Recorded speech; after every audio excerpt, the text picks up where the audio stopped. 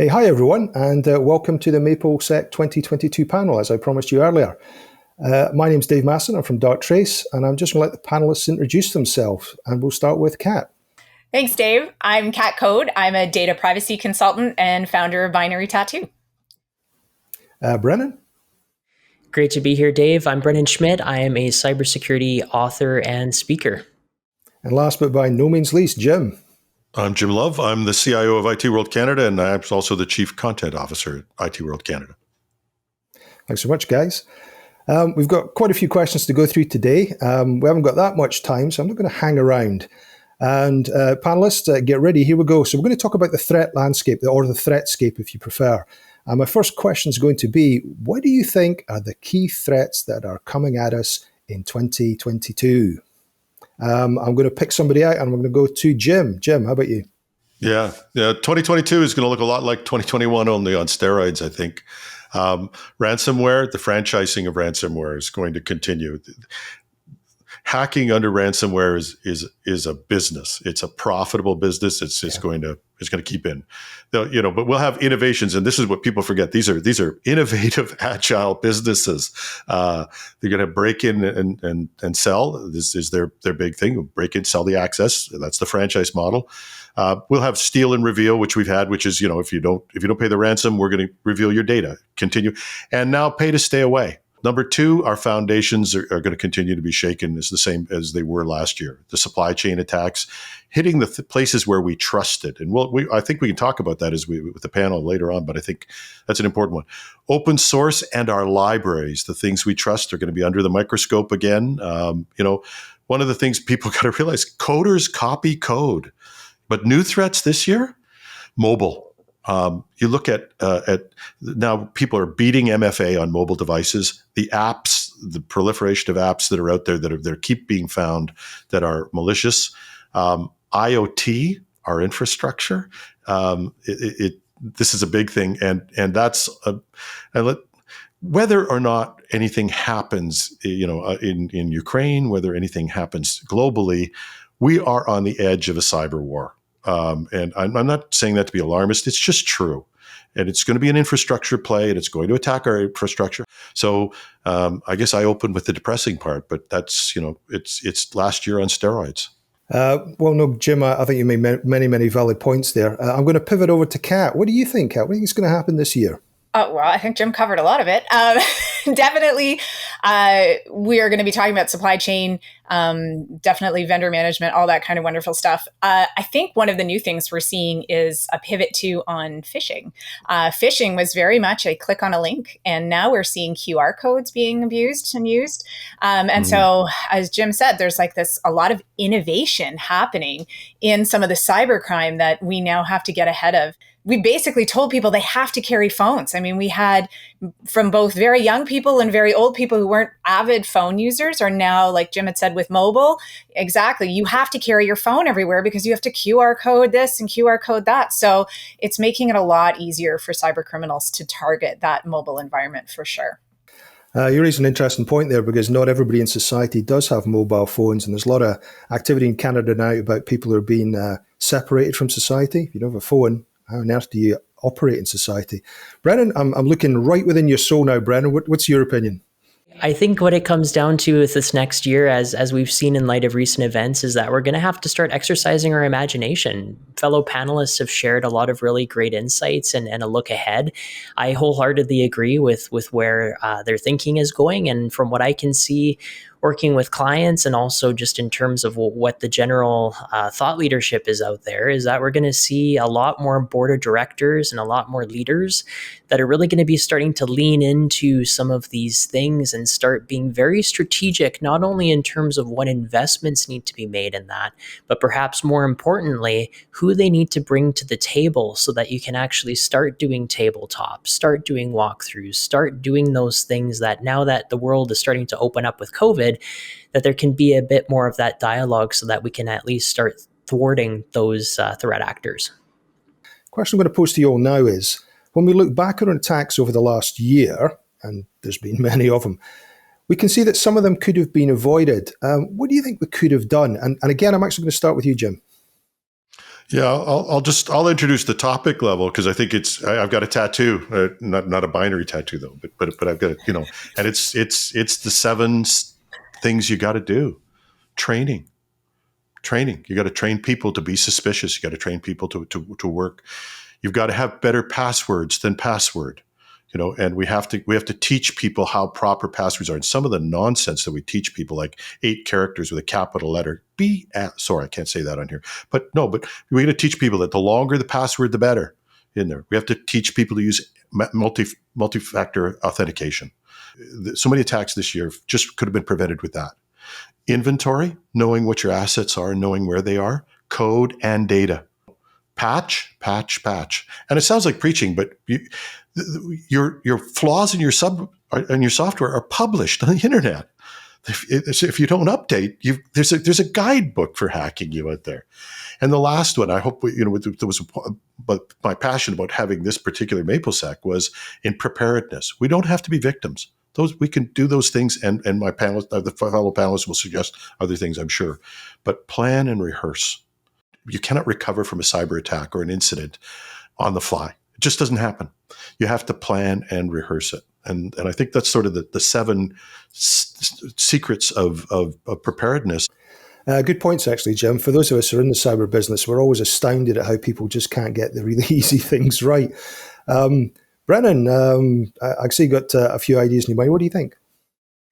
Yeah, I agree with Jim, and I think the thing to point out is training is certainly an important part of it, but I think what we saw last year is that if you don't know what you actually have to train for, that becomes quite difficult to manage. And by that, I mean, if we don't even know what our crown jewels are, that's to say data that's important to us.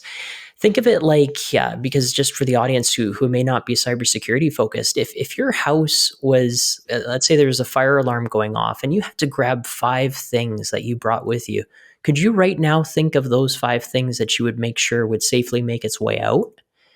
If you answered yes to that question, then naturally that same line of thinking should probably apply to your organization in terms of what are those things that are of importance, and then building on that, how do we prepare for it?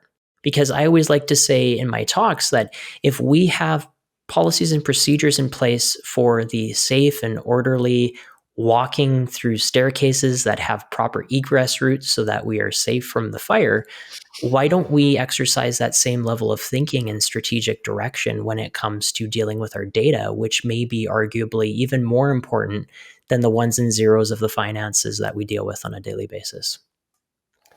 Some really good points, actually, Brian. I hope you don't mind. I'm going to plagiarize that 5 points in my next talk. Thanks very much, mate. Moving on to you, Kat. Preparation. Yeah, I think for me, the big thing is creating a culture where your company feels empowered to provide the information. Mistakes happen. Everyone's going to make them. And as we know in this day and age, it's very difficult to avoid breaches and incidents. So having that culture where people are free to say, hey, I noticed this, or I accidentally clicked on this link, or I think I shared my password with someone. We're still seeing like, oh, this happened and I fired these people, or this person failed their training 3 times, so I fired them. Then people aren't going to tell you, right? It's the old adage, like with children, like I'm going to the fire analogy. But if your child accidentally set fire to something in your house, you would want them to come tell you so you could mitigate that problem. You don't want them to be like, oh, if I tell my parents, they're going to get mad. And then your house will burn down. Okay, folks, we're going to move on now. We're going to come on to something that's been very topical in the States for quite some time, and it's just arriving here in Canada. It's the Great Resignation, or is it the Great Reshuffle in Canada? So we're facing lots of challenges. We just outlined them to everybody, but are we ready to face them at a time when we're basically scrambling for talent? What can we do about this? And Kat, I'm going to go straight to you. On one hand, we are desperate for cybersecurity jobs. We're desperate to have these individuals come and fill these roles. So if we are losing individuals, we don't have enough people to do the work. So obviously that's the easy one. But what we're actually losing is the human knowledge base. And that's a bigger problem. I do a lot of reviews of a lot of policies, and I will tell you that they often just sit there unread, incomplete, or the policy says, hey, we'll do something, but there's no matching procedure that goes with it hasn't been socialized in the company. So then when an individual leaves, nobody's there to pick up the pieces and say, hey, we've got a patch management policy. We're supposed to do this every 3 months. Nobody knows that. So what's happening, we're seeing in this Great Resignation as well, is a lack of documentation within the companies. And so regardless if you have people leaving or not, you should really ensure that your companies, and this comes back to preparedness, are documenting everything that they're doing for that shared knowledge. Interesting points. Jim, what's your opinion on the Great Resignation as a cyber issue? It's not just a great resignation, it's a great change in how we work. And I think we all have to understand that in ways that we might not otherwise have thought about. And it's going to be a huge challenge for many organizations. I've got friends who, like, they just every month they lose somebody, a key person, and there's only so many times you can take that hit. If you run a department, you've got some key people you count on, and you need them, and they're part of your team, and then one walks in and quits. In business, you get used to, yeah, that happens. Then another walks in and quits. And when you go to hire somebody, the salary scales are so way out there that your HR department's looking at you going, you can't hire at that price. It's a really, really tough situation for people, particularly in cybersecurity. Yeah, interesting points, Jim. Brendan, what do you think about this increased churn in the cyber workforce that we're seeing? I think it's going to become increasingly important for us to really start thinking less so about this being a cybersecurity problem. Because really, when we think about organizations and where they're going from a human capital perspective, we're really trying to put that focus on trying to get rid of the silos. So if I was to offer any advice today to folks watching, if you don't have a capability map of your organization, I would definitely recommend that you develop one so that you can start even color coding what touch points cybersecurity has. And so instead of looking at this as a challenge where we don't have appropriate staffing, we don't have the right resources for cyber, how do we as an organization as a whole, getting back to that ones and zeros of data, start looking at this as a comprehensive opportunity for us to actually leverage and bolster collaboration across the organization, while at the same time developing resiliency as we face some of these threats. Jim, you talked about no longer knowing who or what we can trust, and certainly the supply chains, particularly over the last year, showed that even our trusted partners can sometimes turn out to be a huge vulnerability. I'm only going to say SolarWinds, but there's been a few others as well. Jim, supply chain attack, what do you think? Well, first of all, what a great branding exercise, eh? SolarWinds. We always talk about that. It's, what's the biggest hit you take reputation wise? How'd you like to have your brand be the poster child for unauthorized entry into other people's systems? But it has kicked us loose in a lot of ways. The supply chain thing has forced us to not trust a lot, which is a good idea, by the way. Like I said, coders copy code. People copy what works. But there's all these foundational things we don't question, and you don't even look at, and you assume that they're going to work, and that's all been kicked loose by this. It's a tough place to be, but it's a good lesson. Kat, I know you're particularly interested in this issue. Yeah, I'm gonna take the biased perspective from data, but so many of our vendors right now get our data. They handle it, they analyze it, they assess it, they access it. We call it supply chain management because that's what we've called it in industry for decades. But to me, it's really vendor management, because I feel like in supply chain, sometimes we lose the services in the individuals. If you're hiring a company in to write code for an app for your company, those vendors are part of your supply chain now, and you need to make sure they're vetted. A number of times I've seen app companies come in and copy sensitive data over to their own databases. So a big one here with data is data retention, breach policies that I don't see, and data access. So if your vendors are pulling your data into their space, there should be something in your contract that says, hey, you know what, we've limited access, we have put the appropriate safeguards in place. So we really have to be very wary about all of the vendors that we're selecting. And again, making sure that if they have our data, that they are putting the right safeguards in place to protect it. Brendan, there can be a lot of people in that supply chain, and we always tend to think of ourselves as at the end of the supply chain, but maybe we're just the next cog in it. We've had a few opinions. What do you think?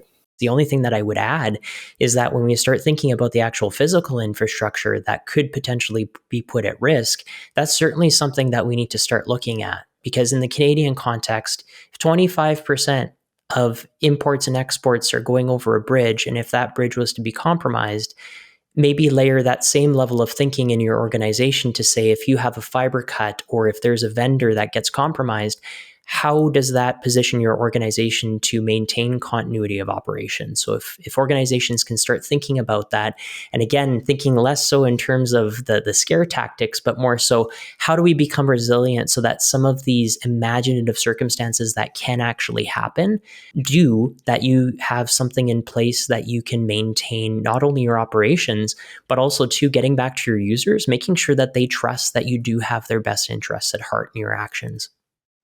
Yeah, very interesting points. Okay, I'm now going to come on to something that we've all had to do probably. We've all been plucked out of nowhere and said, you will have to do this. We're going to talk about the incident management plan as part of our preparedness, part of our business continuity, our business resilience. The question is going to be, no matter how prepared you are, everyone's going to get hacked. Now, we've seen some awful responses in the past year, both to the incident and to how it's then been explained to the public. How can companies get a better response plan? And this time I'm going to start with you, Brennan. In a lot of cases, I find that organizations are very risk averse in terms of talking about risk. Well, if we talk about this, then what if we give people ideas? And the whole point behind that exercise is to make sure that you are imagining what that looks like so that you can have the right people in place to do this. Because I think a while back, I remember Jim saying something to the effect of, if you have your first meeting with information security or InfoSec the day that you've been breached, that's the wrong opportunity for you to meet those folks within your organization. So if I was to recommend anything here going forward, even in the next 30 days, line up a coffee chat with those people who would be a part of your incident response team and just build what kind of opportunities you can to engage with them and really see, back to Kat's point, if your culture can move from that risk-averse culture to instead really embracing what this imagination could look like, and you could actually bureaucratize it if you want to think of it that way, that would definitely be something that would be advisable, especially as we start looking ahead as to what these new and emerging threats are. Yeah, very, very good point. Jim, I'm looking at you now. Yeah, I think you have to apply the same techniques that hackers do. I read this quote unabashedly from IT World Canada, big commercial for us there. But no, but it was talking about somebody from Microsoft blog who said, how did somebody get into 18,000 of SolarWinds customers? Painstaking planning of every detail. Painstaking planning of every detail. And I'm going to steal something from both Kat and Brennan. Culture and imagination. These are big words, but this means get out and do it. Practice with your group. Have an imaginative exercise. Talk to people frankly about about how to prepare, and then imagine the future. And hopefully, this type of conference will help us do that. Imagine what you're up against, and then work the story backwards and write it down, not on paper, and put it somewhere where it's not on a computer that you can access when you're hacked. That's the big message I have. Kat, the emergency plan, the incident plan. Oh yeah. So incident response is one of those things I find frequently companies have the policy, but don't have the accompanying plan or procedure that goes with it. Here's what we will do that nobody actually has tested it or knows what they're doing. In addition to printing it, please also put everyone's phone numbers on there, because nobody ever knows each other's phone numbers. And if your email system is down, you can't email them. So that would be another tip there. One of the biggest correction I always make in people's plans when they do have them is a communication plan. This is where I see most incident responses falling down. And the way I always do it is a matrix. So you have all your stakeholders, you've got the executives, you need all your customer facing people, because if you're in the world of an incident or a breach, and people are calling in, be journalists or users or whatever it is, they need to know what to say as well. You need the levels of all your team. on one side, and then on the other side is the criticality of the incident, and then you map out the times at which you are going to communicate to these people. If I could give you the biggest piece of advice is to get this communication kind of plan in, and even better if you can template out the communications with the here's what's wrong, here's what we're doing, and here's what you can do about it. And then that way, when the actual incident occurs, you just plot the information in. And then, especially in the privacy world, a breach is not an incident. So let's be aware of that. An incident is a suspected issue. A breach is an actual unlawful access to the information. So we don't want to call it a breach unless it's actually a breach. Actually, very good point. Stuff, yeah. Okay, folks, I've got a quick one right at the very end for you. It's about ransomware and it's about paying the ransom. So some quick replies here. Should you pay it? Should you pay the ransom or not? And I'm going to look straight at Brennan here. And I'm going to give the typical consultant response. It depends. The thing that I would advise organizations to do is definitely reach out to your legal team. And most importantly, look at the logistics of what would actually be involved. If you're a municipality, are you actually allowed to buy Bitcoin? Those are the types of questions that I would ask and actually get a sense of before the event actually transpired. Okay, you, Kat, what do you think? I'm going to flip this slightly because it does depend on your legal team and your insurance. And I'm going to say, what can you do so that you won't have to pay ransomware? And that is backups, backups, and backups, and like multiple copies and not in the same places. Because if you can recreate all your data or switch over to somewhere else, you may not even need to worry about it. And Jim. I've talked to a lot of CIOs about this behind the scenes for honest conversations. And the answer is, if you can recover, don't pay. If you can recover, don't pay. You're trusting your recovery to crooks. But if you don't have a backup, as Kat said, and you haven't tested your backups, and by the way, just to say, if you've never run a backup that didn't work and tried to restore one that didn't work, you haven't been around long enough, or you haven't tried enough. So if your backups all work and you can recover, then recover. But if you can't, sucks to be you. You may just have to pay. I've had a business in Ontario, guy rang me up crying because he'd been ransomwared, and he paid and said, "Can you help me?" And I said, "Well, no, because it's already happened." And he said I was useless and rang off. 2 weeks later, rang me up again. They've done it again. "Oh, did you pay?" "Yeah, I paid." "Can you help me?" I said, "Well, no, because you've done it all now." And started swearing at me. A week later, he rings me up in tears and he says they've put crypto-jacking malware on every single device in the company. I said, "Of course they have. They know you haven't got any money left, and they're just screwing you for your hydro bill and your computing power." I'd just like to finish by saying thank you very much to Jim. Thanks very much to Kat. Thanks very much to Brennan. But most of all, I'd like to say thank you to all for your time and your attention while I've been running the panel. So it's thanks from me, Dave Masson. And we hope to see you soon.